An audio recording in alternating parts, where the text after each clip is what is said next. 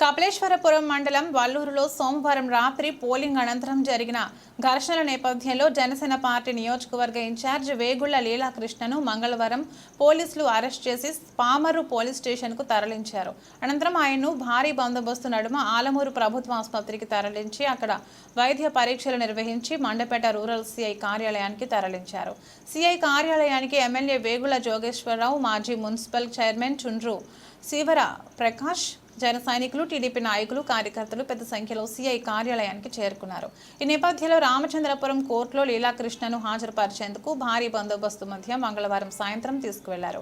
ఈ సందర్భంగా Leelakrishna arrest అప్రజాస్వామికమని Janasena party అధినేత పవన్ కళ్యాణ్ ఓ ప్రకటనలో ఖండించారు. వైసీపీ నాయకులే కవ్వింపు చర్యలకు పాల్పడిన సందర్భంలో చోటు చేసుకున్న వివాదంలో హత్యాయత్నం కేసు నమోదు చేయడం రాజకీయ కుట్రలో భాగంగా కనిపిస్తోందన్నారు. పైగా ఘర్షణకు కారకులైన ఎమ్మెల్సీ తోట త్రిమూర్తులపైన, అతని అనుచరులపైన ఎటువంటి కేసులు నమోదు చేయకపోవడం మరిన్ని సందేహాలకు తావిస్తోందన్నారు. దీనిపై న్యాయపరమైన పోరాటం చేస్తామని పవన్ తెలిపారు.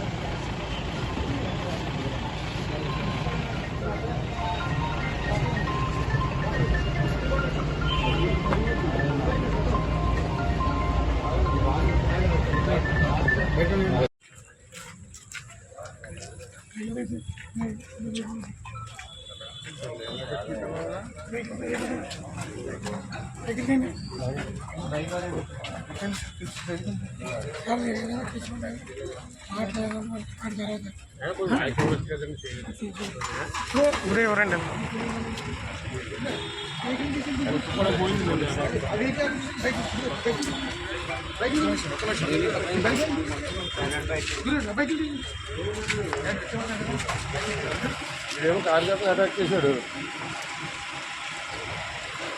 దాంతో అక్కడి నుంచి ఏమో తిమ్మికలు వచ్చాడు. వచ్చిన తర్వాత అడవి డిఎస్పీ